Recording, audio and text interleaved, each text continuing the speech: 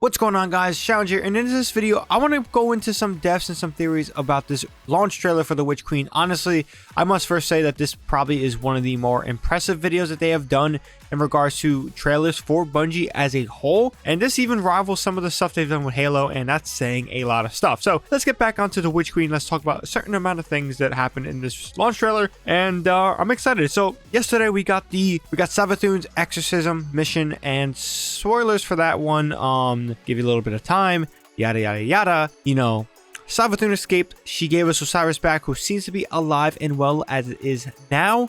Now there is a few bits I haven't been able to finish. You know, the final lore page I can't read because it's kind of bugged a little bit. The ship kind of bugged, but I did complete the quests. There's other stuff that's just bugged. So some full details we don't know exactly, but Osiris is implied to be alive right now, and that's good. We still don't know who's dying because spoiler alert has been added to the game, and I still think something is a little bit off in terms of what can happen. Maybe Ikora dies. I don't think so, but I don't know what's going to happen. So no deaths have occurred yet. We still don't know how Savathun took the light, which I'm kind of refreshed that we don't know, because it leads to a lot of questions now, and it kind of seems that we're going to be seeing a backstory to Savathun a little bit and kind of getting a full truth or her truth or perspective of this Book of Sorrows, which is kind of the oldest text that we can get in the Destiny lore history in regards to the Hive and dating back to the Traveler and the Fundament and things like that. And we actually see some of that in this trailer. So this frame here, we've seen it in multiple different trailers, is the Fundament. It seems like it pretty much looks exactly as described, and we see the Traveler in the sky. Now, the Traveler was not their salvation, it was rather their destroyer, causing problems for their world and for their species. They weren't considered the Hive yet, they were considered something else, but they were pretty much not treated well from the Traveler in terms of what was going on, the powers and who they were with and who the Traveler was with, you know, doing stuff to them. It's a whole different debacle. I'll let Bife describe some of that stuff for you guys in one of his endless great videos that he has. But as a whole, it's interesting to see this side of the Traveler and kind of highlighting the truth of the Witch Queen itself, that theme of truth and, you know, seeking the truth and this whole discovery and detectiveness that's being played out. And it's looking like they're going to be doing some cinematic masterpiecing in terms of the Destiny franchise and seeing some stuff we've never seen before. Now, a dev, I forget exactly who, talked about how this is kind of the Taken King sequel, which should be interesting to see if we do get any specific direct tie-ins from the Taken King.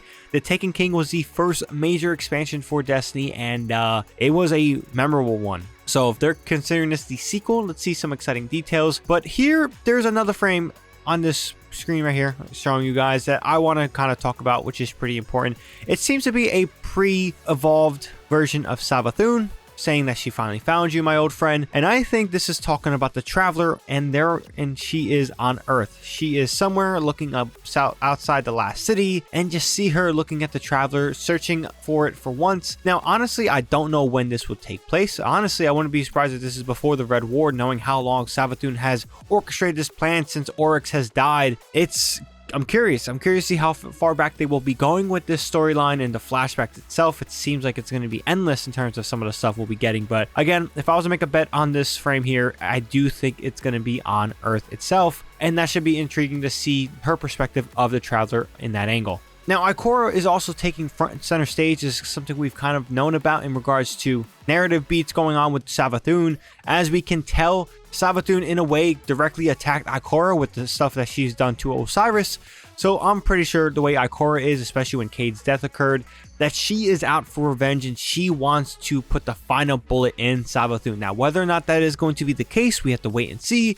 But Ikora is pretty pissed off, and even Zavala, which I thought was a pretty cool little moment from him slamming his fist on the table, and we see, I guess, is Savathun's worm. He's like, what do we do to stop this? And I love Zavala. But seeing the anger in him a little bit and the frustrations should definitely be intriguing to see, and I'm excited to see how this plays out into the Season of the Risen, which is the connection, or I guess the aftermath of the Witch Queen campaign. So again, some of this stuff is great, and I'm excited to see more of Zavala. But things seem to be, you know, getting pretty serious, and some of the visuals and some of the cinematics, again, are phenomenal. Some of these screens I'm just probably flashing here on screen are just glorious, and this is definitely one of the most beautiful sights and world building stuff that they have done in the history of the franchise so far for Destiny.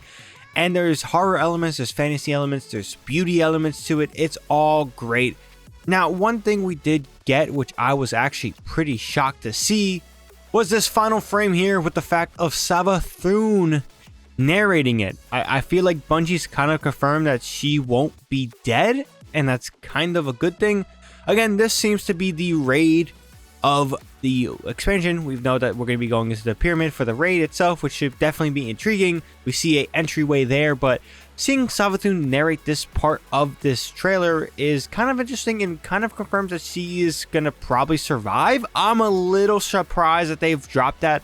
I mean, I was hoping Savathun lived and she became kind of a neighboring ally, kind of, because again, she isn't for the darkness anymore. She's for the light. She sees that as a greater power than the darkness, hence why she wanted us to extract her worm and her whole plan, which you kind of don't know much about, but she is against the forces of the darkness and the entity that is unknown. So we have to wait and see, but seeing her narrate this part of the raid kind of confirms, in my opinion, that she is alive and well for at least another expansion. So that's good news if those people want to know, Savathun to be alive. But with that all being said, let me know what you guys think about this launch trailer. I think this is, again, one of the Bungie's best trailers in regards to all their properties and all they have done in the past 20-30 years. Yeah, it is 30 years, so it's remarkable.